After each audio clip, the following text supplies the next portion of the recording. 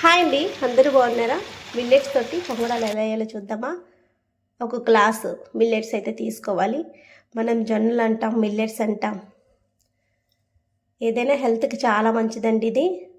అలాగే మంచి టేస్టీగా కూడా ఉంటాయి పొంగడాలు వచ్చేసరికి. అలాగే ఒక గ్లాసు రేషన్ బియ్యం అయితే తీసుకోవాలి. మీరు క్వాంటిటీ ఎంతైనా తీసుకోండి, సేమ్ మెజర్మెంట్లు అయితే తీసుకోవాలి ఈక్వల్గా. జొన్నలు 2 అయితే రేషన్ బియ్యం 2 అలా తీసుకోవాలి. ఇది నీట్గా వాష్ చేసుకొని వాటర్ అయితే వేసుకొని నైట్ అంతా నానాలి, బియ్యము జొన్నలు కలిపి. ఇప్పుడు మూత పెట్టేసుకొని నానేద్దాం. ఆ మరుసటి రోజు ఏదైనా స్టెయినర్ ఉంటుంది కదా, దాంట్లో వడకట్టేసి నీళ్ళన్నీ వాడిపోయాక మిక్సీ పట్టుకోవాలి. మిక్సీ పట్టుకున్నాక ఆ పిండి జల్లెడ పట్టాలి. మెత్తగా అవుతుంది పిండి వచ్చేసరికి. మనకి జల్లెడ పట్టిన వెంటనే దాన్ని బాగా కప్పియాలండి, మళ్ళీ డ్రై అవ్వకూడదు. అడిచిపెట్టి పక్కన పెట్టుకోవాలి పిండి అంతా. పిండి తడి తడిగా ఉంటేనే బాగుంటుంది, మరీ డ్రై అవ్వకూడదు.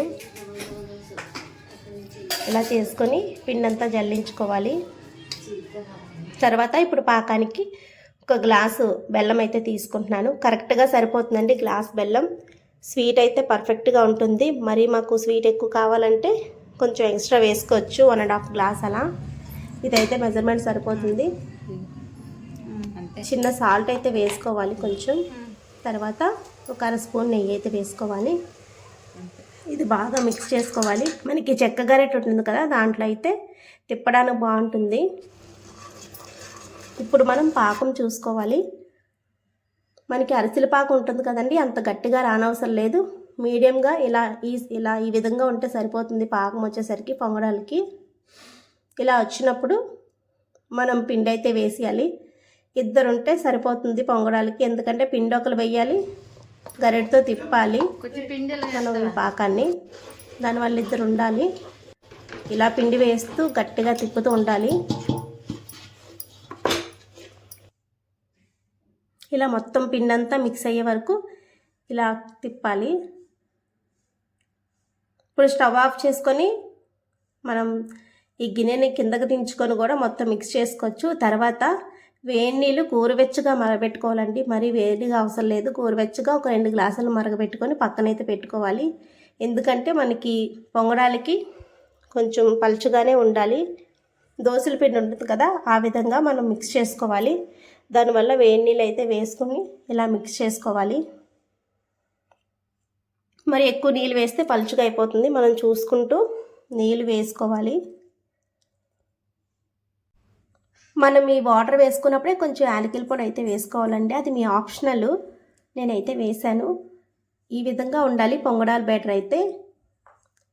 ఇది బాగా మిక్స్ చేసుకొని డీప్ ఫ్రైకి సరిపడినంత ఆయిల్ పక్కన పెట్టుకొని స్టవ్ ఆన్ చేసుకొని ఇప్పుడు మనం ఏ సైజు కావాలంటే ఆ సైజు ఇలా కప్పులో కానీ గరిటెతో కానీ పొంగడాలు అయితే వేసుకోవాలి. మనం పొంగడం వేసిన వెంటనే గరిటెతో తిప్పడం అలా ఏం చేయనవసరం లేదు.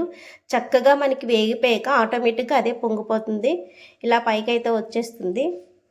అప్పుడు మనం 2 వైపులా వేగాక తీసుకోవాలి. అలా ప్రతి పొంగడాలు కూడా చక్కగా వేసుకోవచ్చు. అలా మీ క్వాంటిటీని బట్టి ఎంత వేసుకోవాలంటే అంత వేసుకోవచ్చు. చిన్న కప్తో కూడా చక్కగా చేసుకోవచ్చు. ఇలా ఎప్పుడు కావాలంటే అప్పుడు ఇన్స్టెంట్గా కూడా ఇలా చేసుకోవచ్చు చక్కగా అయిపోయినప్పుడల్లా. ఎంతో బలం అండి, ఎందుకంటే మనం జొన్నలు వేస్తున్నాం కదా, అలాగే బెల్లం, బియ్యం ఇవన్నీ ఎంతో మంచి బలం. తప్పకుండా ట్రై చేయండి, చక్కగా టేస్ట్ బాగుంటుంది. ఈ సంక్రాంతికి ఇలా హెల్తీగా పొంగడాలు అయితే చేసుకుందామా. అలాగే న్యూ ఇయర్కి అందరూ కేక్స్, స్వీట్స్ అన్నీ చేస్తాం. ఇలా పొంగడాలు కూడా ట్రై చేయండి, బాగుంటుంది, డిఫరెంట్గా ఉంటుంది ఎవరికి ఇచ్చినా సరే. అండ్ ఈ వీడియో నచ్చితే ఒక లైక్ చేసి మీ ఫ్రెండ్స్ అండ్ ఫ్యామిలీ మెంబర్తో షేర్ చేయండి. Thanks for watching.